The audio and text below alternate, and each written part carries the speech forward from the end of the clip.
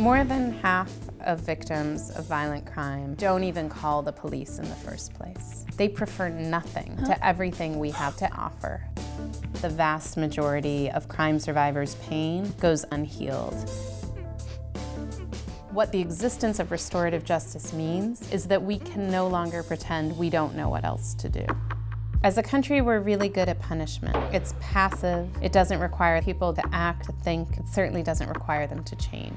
When we lock people up, we excuse them from their responsibility to answer for what they've done. Restorative justice is a process to hold them accountable. It's a tool. People take turns answering questions like what happened, what needs arise, whose responsibility is it to meet those needs, and how is that person going to do it? It requires someone to take responsibility, to repair things as much as possible, and to never commit that harm again.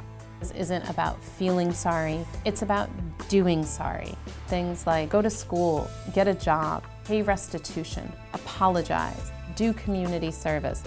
Restorative justice practices have been used to address low-level infractions like vandalism, up to addressing the impact of murders on the surviving family members. Restorative justice processes are first and foremost about meeting the needs of people who are hurt. Sometimes the person who can make the greatest contribution to a survivor's healing is the person who harmed them. To come through trauma, we need answers to our questions.